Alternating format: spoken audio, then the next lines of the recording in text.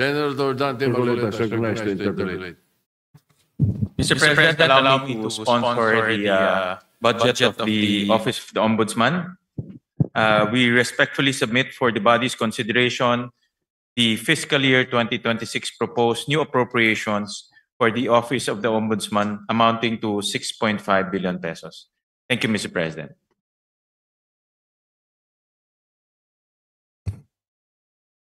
Thank you, Mr. President. You go ahead, Senator Marcoleta, you're recognized. Mr. President, in several decisions of the Supreme Court, the Office of the Ombudsman was admonished for grave abuse of discretion, for acts of bending or twisting the law to expand its powers. I may cite several jurisprudence if I must. Mr. President,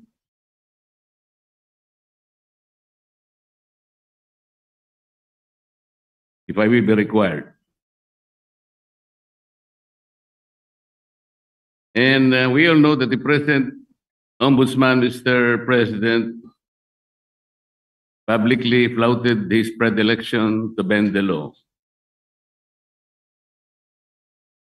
Does he believe that these decisions of the Supreme Court are wrong and he is not bound by these decisions?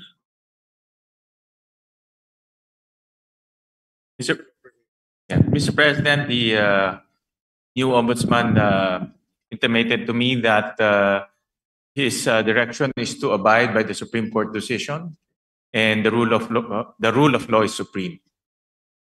And therefore is not correct, and there is no basis for flouting those statements publicly declared that bending the law is all right, provided that he is not breaking the law.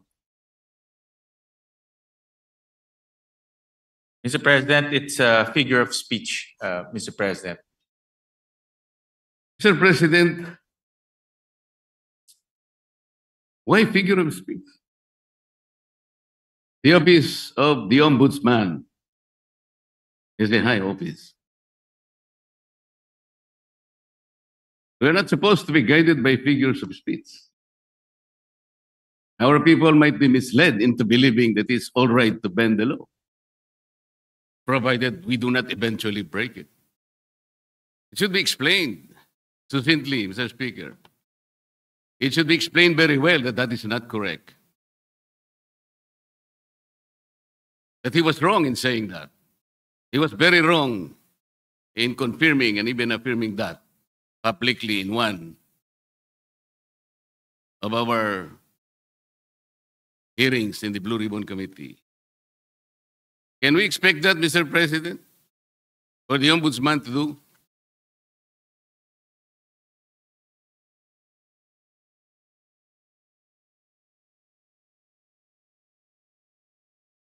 One minute suspension, Mr. President. Session suspended.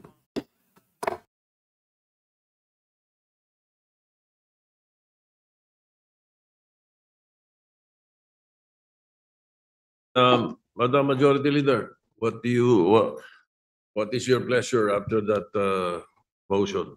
Mr. President, with all due respect to the good gentleman from Tarlac and Pampanga, the Senator Marcoleta, we have very, very rarely given way to such a motion to suspend the rules, especially during budget plenary deliberations, with all due respect to Senator Marcoleta. So I apologize that it may not be possible also this morning, Mr. President.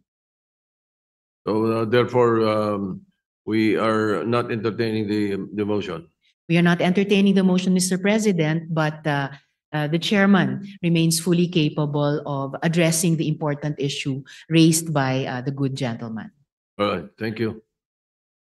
Thank you, Mr. President. Thank you, Majority Leader. Muli nagpapasalamat po kami kay Senator Marcoleta at tinanong niya po yung itong issue Nagbibigay po to ng oportunidad para sa ating bagong ombudsman klaruhin yung kanyang mga nasabi. At wala hong intention to bend the law. That's very clear. In fact, ang prinsipyo po ng ating bagong ombudsman is to follow the law and uphold the law. Dahil naniniwala siya na ang rule of law is supreme, Mr. President. So, para lang klaro, no, na itong nasabi niya ay isang figure of speech, pero wala hong intensyon na baliin po ang batas.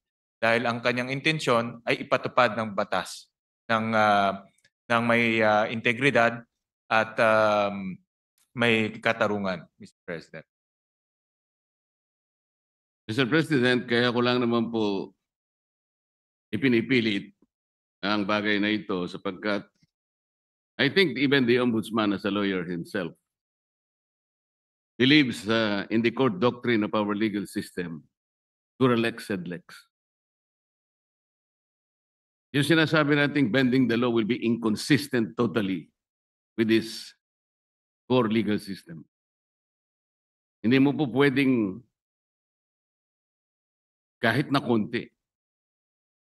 Natanong ko nga sana to what extent can you bend the law?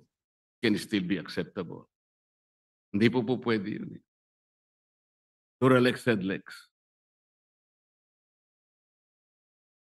At ako rin po, sumasang-ayon po kay Senator Marcoleta, the good gentleman from Tarlac, Pampanga, na ang batas po ay dapat ho natin ipatupad. At wala ho yan tinitignan. Kaya ho naka-blindfold po si Lady Justice dahil wala ho tinitignan. At yan rin po ang assurance ho ng ating bagong ombudsman dito po sa bulwagang ito at sa lahat po sa sambayang Pilipino na nanonood ho sa atin na ipapatupad niya ho ang batas na may integridad po. Kasi po, Mr. President, nakakabagabag talaga. Sana po figure of speech lang. Pero nagkaroon po kasi ng pagkakataon na hindi figure. Dahil doon sa isang pagdinig sa Blue Ribbon Committee, nakita naman po nating lahat. When a particular witness applied for witness protection program, and the law is clear, the provisions of law on the requirements on how to apply for a witness under the witness protection program, nandun po lahat yun eh. The enumerations, the requirements are exclusive. Pero sinabi po ng ating ombudsman, then the Secretary of Justice, pinipilit po merong restitution. I advise him that he cannot do that because restitution does not appear in the law. But Mr. President, he insisted. So doon po nagkakaroon ng problema. While publicly, he declares that he upholds the law to the fullest. Pero in reality, it is not being done. How can you put a requirement which is not in the law? And he said that was his opinion. His opinion will not even matter, Mr. President. Does that opinion will even prevail over the strict provision of law? Yun po yung aking ikinatatakot, ikinababahala, na nami-mislead po yung ating mga mamamayan eh. Pati ang ating processes po ay nalalagay sa alanganin. That's why this is very important. Kailangan po masettle natin ang issue ito. We cannot bend the law.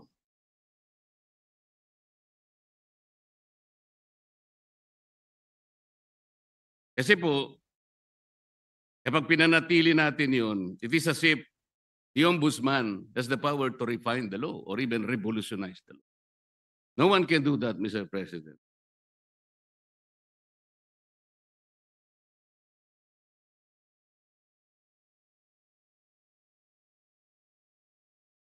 Kasi po, tingnan na, ito pa po yung nakakabagabag. Still falls on this very subject, Mr. President.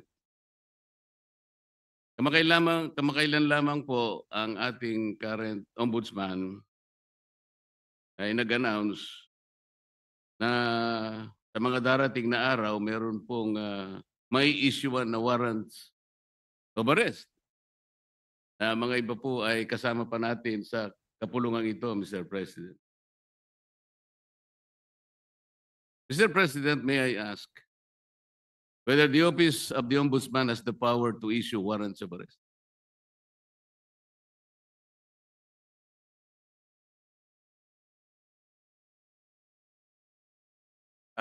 No, Mr. President. Ang trabaho na ho nila, ang responsibility ho nila is to ensure accountability. Tama naman po yun at ako'y naniniwala. Pero bakit niya po kaya nasabi yun that such a particular date warrants of arrest will be issued? Does he think that he can preempt the Sandigan Bayan or even the RTCs, Mr. President, to issue the warrants?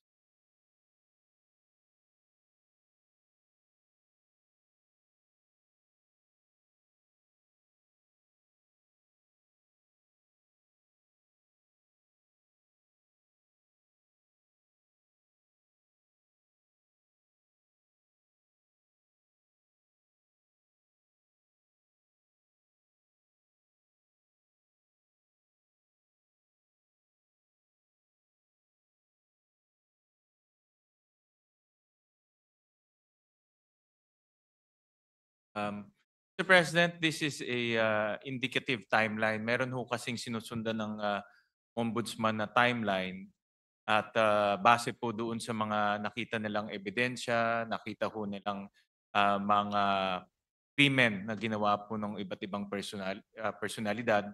Kaya po ito ay parte lang po ng kanilang timeline. At yun lang naman po yung inexplain ng kasalukuyang ombudsman. Mr. President, the Office of the Ombudsman is following a timeline. So paano po niya nasabi na on December 5th? Ano na yun? Anong date po ba yun? Ito po yung nakakatakot, Mr. President. Paano po natin mapapaniwalaan na sa timeline na sinet ng ombudsman, may palalabas niya yung warrants of arrest? Hindi ba ang ibig sabihin nito, pwede niyang i-preempt ang decision ng Sandigan Bayan or the RTCs because he's following a timeline. And the most intriguing issue here, Mr. President, is that he might be able to influence and preempt the decision of the RTCs and the Sandigan Bayan. Just to make that timeline a reality. This is a very dangerous proposition, Mr. President. But Mr. President, hindi naman po, no, dahil alam naman ho natin ang Sandigan ay under the ambit of the judiciary. Iba naman po ito sa trabaho po ng ombudsman. Pero bilang ombudsman, nakikita ko ho na dahil sila po ang magfa-file ng kaso, very optimistic ho sila na yung kanilang ifa-file na kaso meron pong kinahihitnatnan at meron pong resulta. So yung resulta na gusto ho nilang mangyari ay mag-issue ho ng warrant of arrest. Kasi very confident sila na yung kaso ay matibay. At very confident ho sila na yung ebidensya ay matibay. At yun din po ang gusto natin lahat. Ako po, very hopeful rin po ako na yung kanilang kaso at kanilang ebidensya ay matibay dahil ako rin po bilang isang Pilipino, gusto ko rin pong managot yung mga taong dapat managot. Pare-pare po natin gusto mapanagot natin ang may kasalanan, Mr. President. Wala pong debate doon. Hindi po yun ang punto ng pagtatanong na ito, Mr. President. But the ability of the Office of the Ombudsman to predict even the timeline when the warrants of arrest can be issued is something that is troubling, Mr. President. Parang ang mangyayari, ayaw ko mang isipin yun. Ayaw ko rin naman talagang mangyari yun. Somebody can even preempt or influence the time when the RTC or the Sandigan Bayan may eventually issue the warrants of arrest. Sana wala nang ganong klaseng announcement Kasi nakakapagduda kasi, Mr. President. tingnan po ninyo, when the Sandigan Bayan or the RTCs eventually issues the warrants of arrest, do you think the persons or kung sino man yung involved na yun, that the Office of the Ombudsman wants to be arrested, pwede nilang questionin yung impartiality ng Sandigan Bayan or even the RTCs? Because there was already a timeline announced by the office. This is the thing that is very intriguing, Mr. President. But Mr. President, with all due respect to the esteemed senator from Tarlac and Pampanga, with all due respect po, ito ay isang indicative timeline na tinitignan ho nila. Wala ho silang control sa magiging desisyon ng Sandigan. Wala ho silang control kung ano po magiging takbo sa Sandigan. Pero base po sa kanilang experience at base po sa kanilang pag-ayos ng kaso, lalo na po sa pagtingin po sa ebidensya, ito po yung tinitignan nilang timeline na pwedeng mangyari. Pwede rin ho yan hindi mangyari. Pwede rin ho yan iba po ang pupuntahan ng kaso. Pero naglalagay lang ho sila ng timeline para po makita naman ho nila kung ano po ang magiging takbo po ng kaso. At marami hong ganun. Actually, marami, pag nanonood po ako ng mga political shows sa YouTube, marami pong mga political analyst, mga legal analyst, sinasabi ho nila, ano po ang magiging takbo ng kaso, kailan po may makukulong, kailan po may i-issue ng mga warrant of arrest. Yan po ay based on their analysis and experience. Pero wala hong assurance, hindi ho yung magiging 100% na ganun po ang kinahinatnan po niyan o ganun po ang kalalabasan.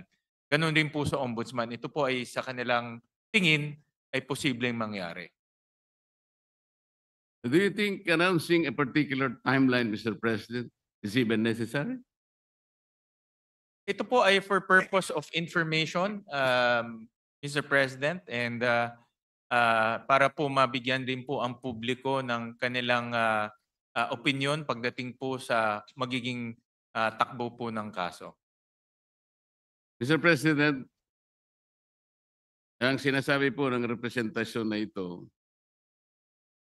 hindi naman kailangan pang i-announce yun eh. Dahil magkakaroon lang po ng pagdududa ng ating mga mamamayan, lalong-lalo na po yung mga taong gusto nating ipa-aresto, sapagkat hindi naman kailangan na mag-announce pa.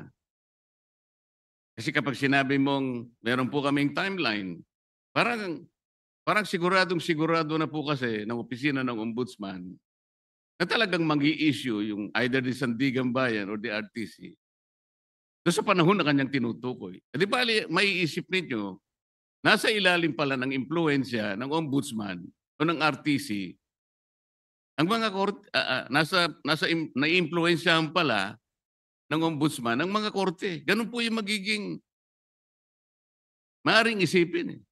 Maring hindi totoong yun ang gustong gawin ng ombudsman. At naniniwala naman ako na hindi niya intention yun. Ngunit para bigyan po ninyo ng pagdududa ang ating mamamayan, lalong-lalo na po yung mga taong involved nga at gusto niyong ipa-aresto,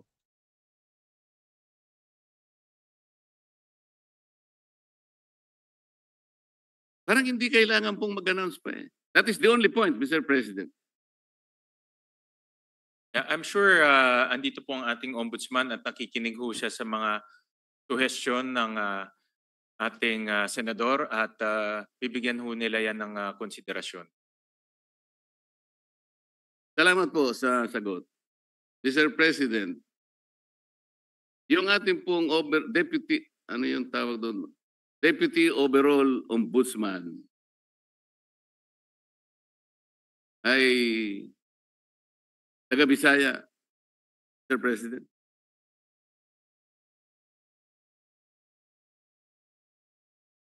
Yung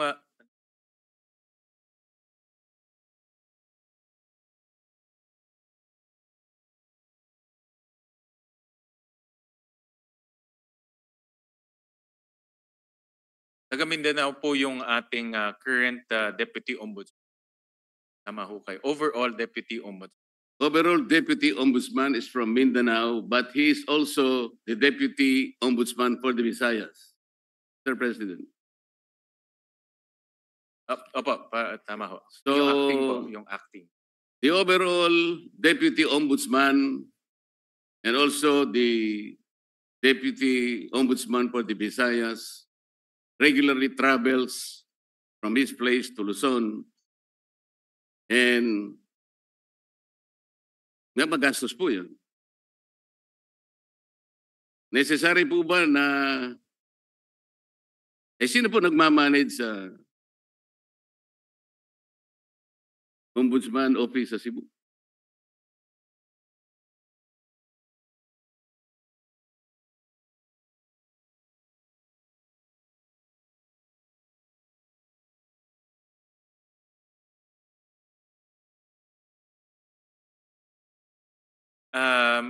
Mr. President, Senator Marcoleta, temporary po na bakante ho yung position na yon.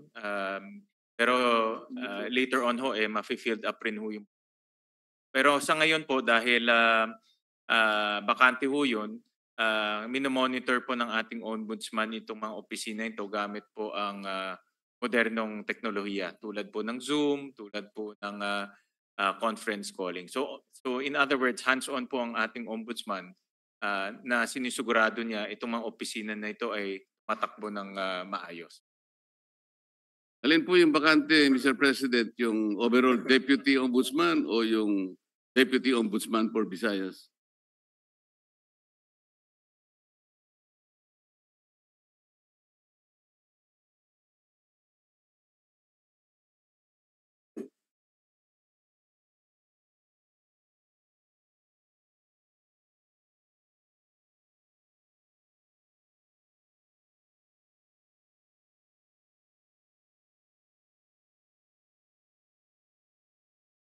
Ang bakante po ay yung overall Deputy Ombudsman for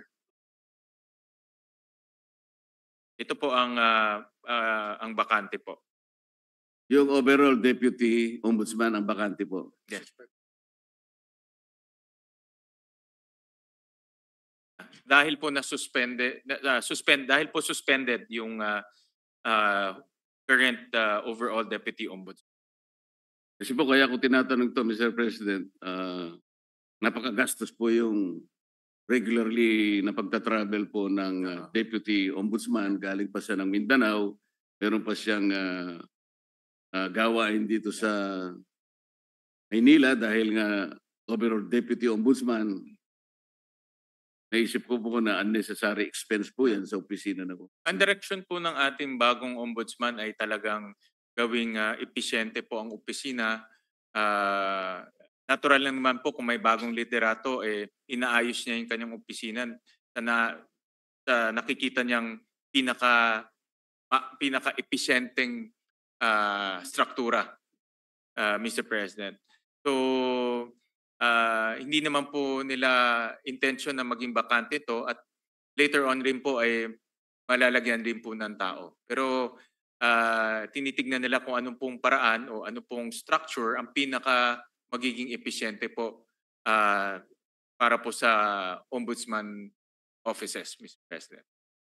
Mr. President, bago po naging ombudsman ang aking kaibigan, siya po ay kaibigan naman tayong dalawa. Ikaw naman, dinideny mo yata eh. Yun nga sinasabi ko, kaibigan pala kayo. Yun nga sinasabi ko. Narinig niyo yata ako, Senator Marcoleta. Bago po siya naging ombudsman, Mr. President, siya po ay kalihim po ng ating Department of Justice. Yun naman pong, dahil nag-retire po yung ating dating ombudsman, Samuel Martires, nagkaroon po ng acting ombudsman. Siya po ay si overall Deputy Ombudsman Dante Vargas. Pangalan ko pa siya. Nasaan po siya? Salamat po. Nandito Ang- ho siya. Siya po ngayon ang Deputy Ombudsman for Visayas and acting overall Deputy Ombudsman. Current ho Yes, siya. Mr. For President. Now, for now. Yes, I know that.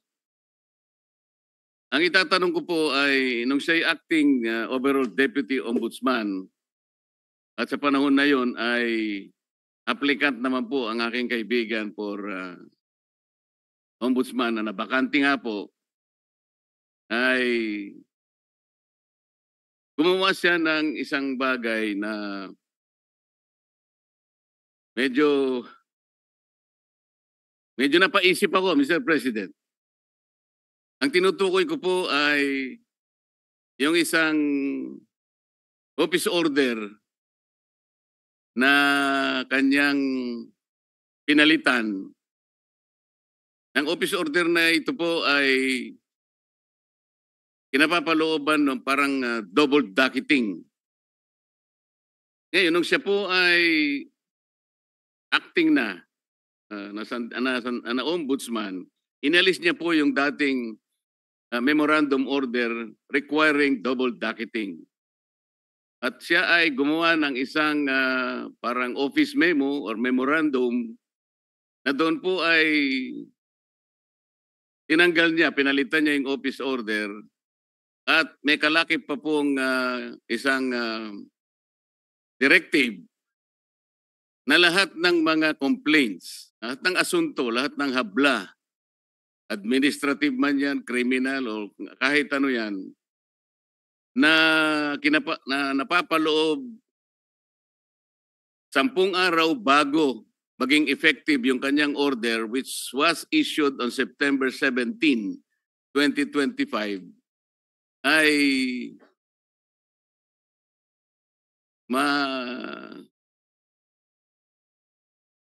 mawawala po yung sa docket. Ibig sabihin, ma-undocket yung mga complaints. 10 araw bago ma-issue yung kanyang memorandum circular or memorandum order. Mr. President, nagkataon po, hindi ako nagkakamali, September 15 yata, ay nag-file ng complaint sa maraming opisyalis ng ating pamahalaan. Kasama po yata si noon ay dating Secretary of Justice, aking kaibigan. Sa makatid, napaloob po siya doon sa 10 araw na siya sinasabi doon sa kanyang directive na mawawala po yung docket. Ang ibig sabihin po noon, Mr. President, pag nawala yung docket number, hindi na siya magiging active case kung hindi siya ay malalagay sa kategoriyaan na mga cases under evaluation. Ibig sabihin, Mr. President, wala pang active case, wala pang kaso. Sapagkat nawala ngang visa yung naunang office order ng dating ombudsman Samuel Martires. Yun po ang naging daan, Mr. President, kung kaya nakapag-issue ng clearance ang opisina ng ombudsman. At dahil nga po, mistulang walang kaso laban sa aking kaibigan, nasama siya doon sa shortlist na pagpipilian ng ating Pangulo na susunod na ombudsman ng ating bansa. Mr. President, wala bang, yung pangyayaring yun ay, is there something much to be desired in the entire process, Mr. President? Parang ang nangyari, nakagawa ng gano'n yung overall ombudsman, ang hindi naman maliwanag, what is the visible public service na pwedeng nakamit ng ating mamamayan doon sa ginawa niyang pagpapalit ng office order? Hindi kaya lang ginawa yon para mapagbigyan ang aplikasyon ng aking kaibigan at makakuha siya ng clearance upang sa ganon eventually he will be included in the shortlist to be submitted to the Office of the President, makasama sa pagpipilian bilang ombudsman. Yun po yung aking gustong malaman, Mr. President.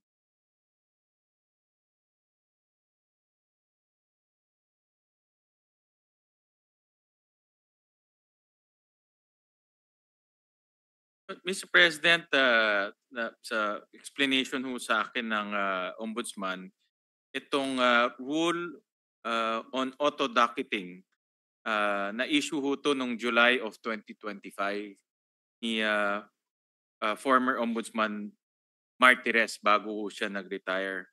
At nakita ho nila na hindi to dumaan sa tamang proseso. It was found not to be properly published. Hindi ho na publish na maigi. So pinalik ho to ni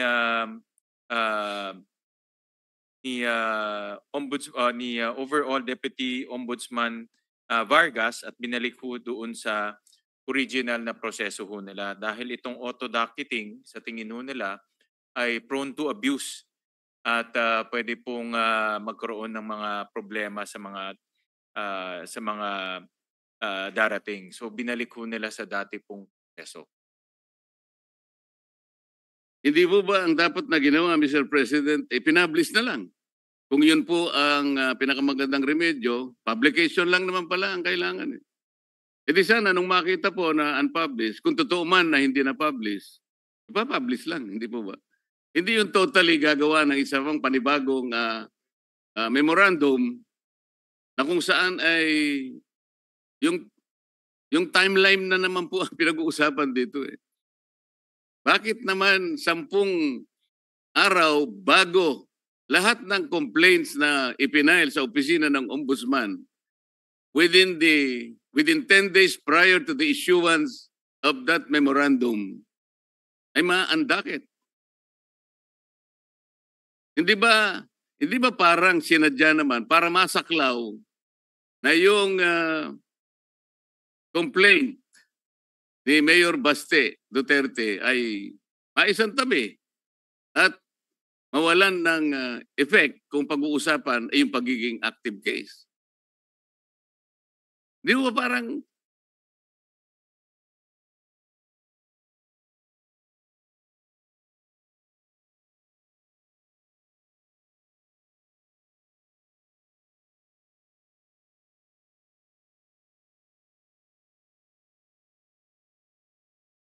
Nung naging acting po si overall Deputy Ombudsman, pinag-aralan ho nila mabuti itong auto-docketing at nakita ho nila na prone to abuse ho to dahil pag file mo, docketed na ho kaagad without any analysis. So ang ginawa ho niya ay bumalik lang ho sa dating proseso na mayroon pang verification and analysis. Total, hindi naman ho ganun katagal yung verification analysis. Depende ho sa klase ng kaso. Ang pinakamatagal na ho ay yung verification po can happen between 48 hours to 72 hours. So, ang naging dahilan po is sa tingin nila ay prone to abuse po itong auto-docketing. Yun po yung naging kanilang desisyon. Kaya bumalik lang po sa original na proseso. palagay niyo po tama yung argumento, Mr. President, ay bakit naman 10 araw ang sinaklaw? Kasi pa pinag-uusapan natin, September 15 po yung date ng complaint yata ni Vice Mayor Baste. O kung halimbawa 3 araw na lang o 2 araw, hindi nasasaklaw yung... Yun po yung gusto lang nating linawin. Kasi parang halata po Mr. President. Para mawala po sana yung pag-aagam-agam ng ating mamamayan na sinadya po.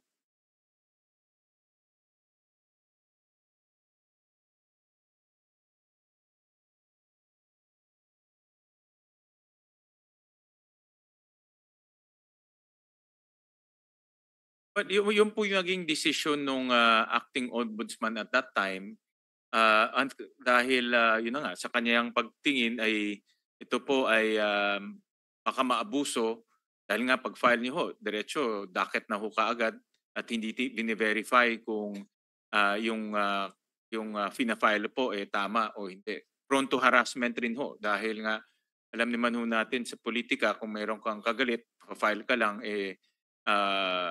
tapos ibubulgar ho, mayroon ng ombudsman case. No? So binalik lang po sa dating proseso. Hindi na ho dahil sa kanilang pag-aanalisa, ito po yung pinaka maayos at hindi po maaabuso ng proseso. So yun lang po ang ginawa ho nung dating ombudsman.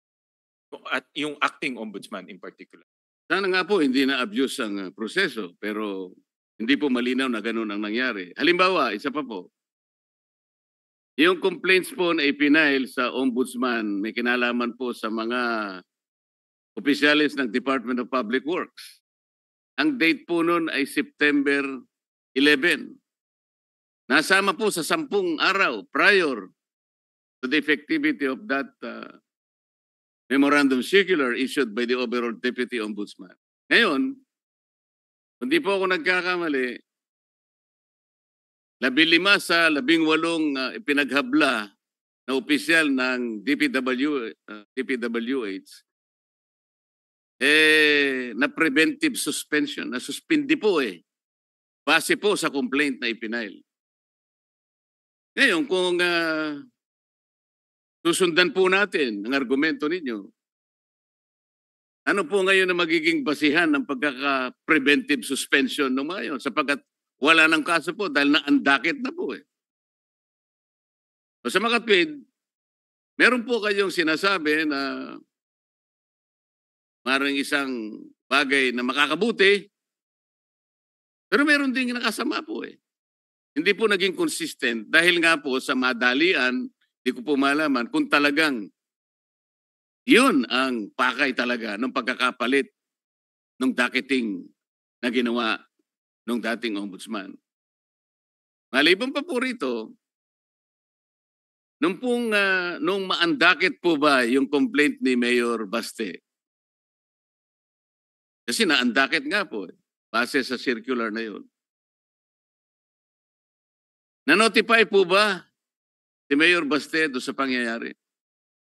Was he notified?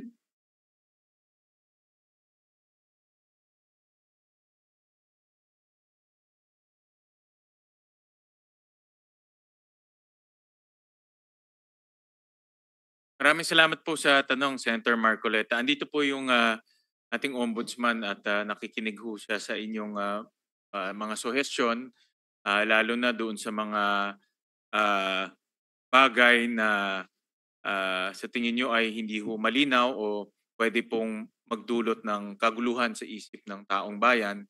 At siya naman po ay bukas yung kanyang isip para po maayos itong mga proseso na ito. Ngayon, in relation doon po sa inyong tanong, yung DPWH cases po, eventually ito po ay na-docket at iniimbestiga na ho. No? So, itong mga final po na cases ay ngayon ay inimbestiga na at iniimbestigahan na at eventually po ay magpa-file na rin ho sila ng mga kaso sa sasakyan. So yun po ay tumatakbo na, in other words. So pwede ho maging kampante ho tayo na hindi ho yun ay hindi, yung mga kaso ng DPWH ay hindi po nawala. Bagkus yun po ay tuloy-tuloy na inimbestigahan at magpa-file na rin po ng kaso. Hindi po, tinatanong ko lang doon, Mr. President, dahil nga po sa pangyayari na yun, hindi po naging consistent ang aplikasyon. Dahil nga, na preventive suspension yung mga opisyalis, tinatanong ko lang po, parang wala nang base sapagkat nawala po yung docket Yun lang naman po yung tinatanong ko. Ibig sabihin, kung may ginawa kang isang bagay na nakabuti, meron din nakasama. Nawala ng basis din po yung kabila. Tama po. Kung po sa katanungan nyo kung na-notify si Mayor Baste, ito po ay internal process ng ombudsman. So sa tingin ho nila ay hindi na ho kailangan i-notify. No? So ito po yung itong proseso na ito, yung pagdadaket o pagbe-verify, ito po ay internal process. Ganun na lang po ang kanilang pangangatwiran, Mr. President. Paano naman mangingigibabaw ang isang internal process ng ombudsman? doon po sa malakihan at napaka-importanting provision ng ating saligang batas na due process. The first requirement of due process is notice. Ibig ba sabihin po, wala man lang karapatan ng isang tao na naghabla para malaman niya kung anong kinahinatnan ng kanyang asunto? Na hindi man lang sinabi sa kanya na, yung asuntong pinail mo, inalisan na namin ang docket dahil sa mga ganitong mga alalahanin na aming nakita. Doesn't he deserve to be notified, Mr. President? Because if he was notified, he could have been given the chance to file a motion for reconsideration, which is again a part of due process. Ang na-advise po ko ng ombudsman na itong particular na circumstance po ay nasa Supreme Court na ngayon. Subject po ito ng judicial review na finale rin po ni Mayor Baste. So ano po ang ibig sabihin? Final po ni Attorney Torion, President. O ano ngayon, Mr. President?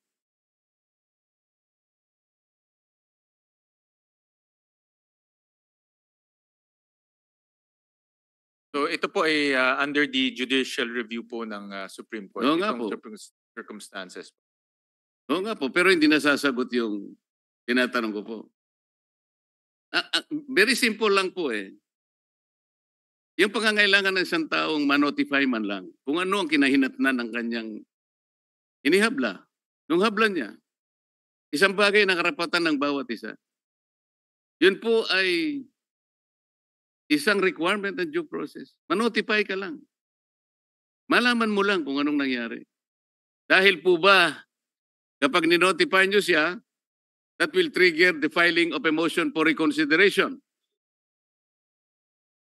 At base po sa rules ng ombudsman, mangangailangan po kayo at least ng 15 days. Para sa ganon, ma-resolve ninyo yung kanyang motion for reconsideration. Hindi nyo kailangan yung 15 days kasi nga, baka hindi maisama sa shortlist ang pangalan ng aking kaibigan. Ito po yung ating sinasabi. Mr. President, sana po lahat ng ginagawa natin ay nasa ilalim ng transparency. Ito po ang pinakamabuting magagawa natin sa ating bansa. Lalo na ngayon na maraming tao po ang nalulungkot, baka hindi lang nalulungkot, nagagalit sa mga nangyayari. Kung hindi po tayo transparent, wala tayong kakayahan na sabihin sa kanila, ilantad, buksan sa kanila ang kaganapan ng nangyayari. We're just merely paying lip service to a very important provision of our Constitution that public office is a public trust. Maraming salamat po sa panahon, Mr. President. At sa panahon ng ating sponsor, panahon po ng ombudsman na binigay sa akin. Salamat po. Maraming salamat po, Senator Marcoleta. At Thank you. ulitin ko lang po, nandito po ang mga kawani ng ombudsman at nakikinig ho sila sa inyong mga suhestyon, sa inyong mga mungkahi at rest assured po na ito ay siseryosohin ho nila. Maraming salamat po, Majority Leader. Marcoleta.